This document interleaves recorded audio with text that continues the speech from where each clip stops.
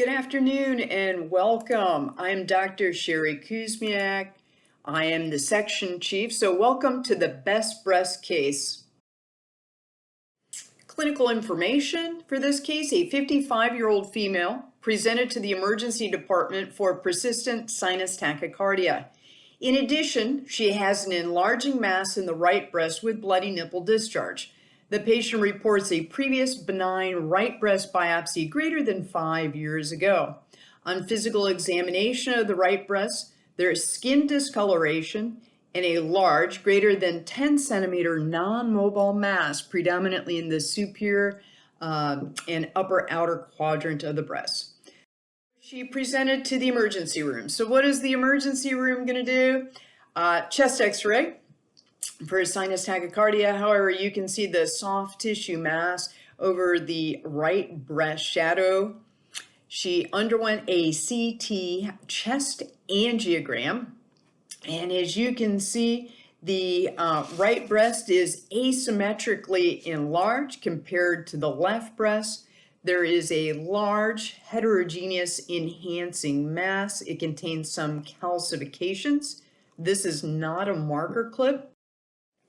Also notice that the fat plane between the mass and the pectoralis muscle is absent. There is no axillary adenopathy. Oh, by the way, in addition, there was also no pulmonary embolus for this patient who presented to the emergency room. The patient underwent mammographic imaging of the breasts, and the right breast demonstrated a large, approximately 13 centimeter, high density oval mass that's somewhat lobulated in appearance. The mass's margins are both indistinct and circumscribed. There are some faint calcifications present in the posterior medial aspect of the mass. These are the calcifications that were seen on that CT study. The patient underwent an ultrasound of the right breast mass, and it demonstrated this large heterogeneous mass that had margins that were circumscribed, some that were indistinct and even microlobulated. The mass was so big it was difficult to completely visualize with ultrasound. There was no internal vascularity. The patient underwent a needle core biopsy of the mass. On histology, on H&E, on low power, we have this blue, all these numerous blue cells demonstrating an infiltrative growth pattern. Also notice there's somewhat of a leaf-like architecture associated with the findings here.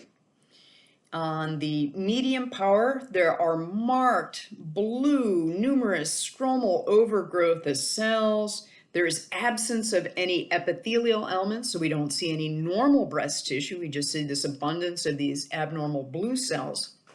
And on high power, there are innumerable pleomorphic cells with nuclear atypia.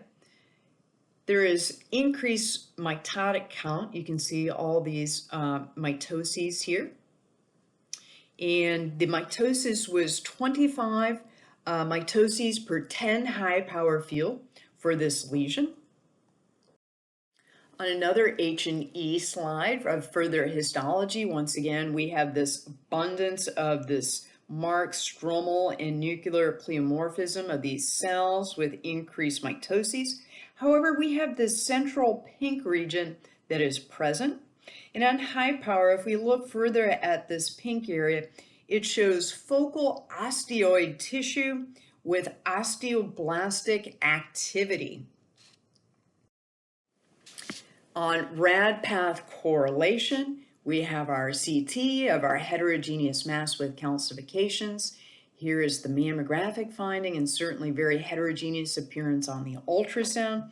And here is the surgical growth specimen. The patient underwent a right mastectomy, and the growth shows a large, about 13 centimeter, predominantly circumscribed, multinodular. You can see very nodular appearance of this soft tissue mass. We have areas of hemorrhage with this gelatinous type material.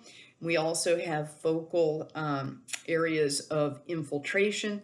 So you can see how the mammographic, the CT, and the ultrasound correlate very well with the gross specimen.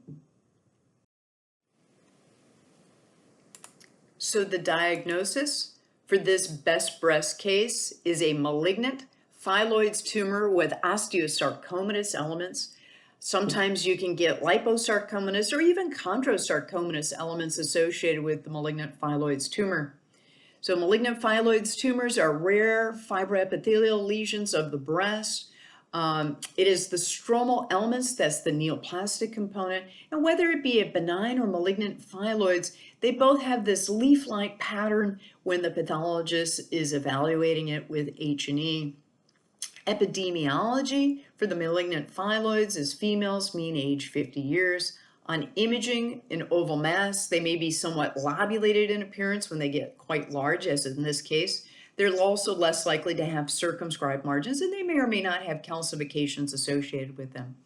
Treatment, wide surgical excision, in this case mastectomy, due to the large size of the mass. You want greater than 1 centimeter of normal margins. There is limited data on the role of adjuvant therapy, whether it be chemotherapy or radiation therapy. These malignant phyllodes tumors are staged as sarcomas. And because they're sarcomas, radiation therapy is usually not effective. The prognosis, the 5-year survival rate for malignant phyllodes tumors is about 80%.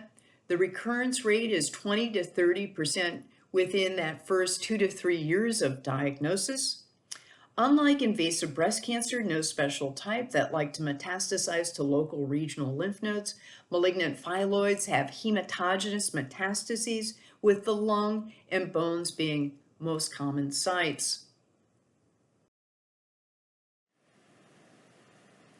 So our best breast case is a malignant phyllodes tumor with osteosarcomatous elements that was submitted by Sebastian Galante. Thank you so much for submitting this very interesting case.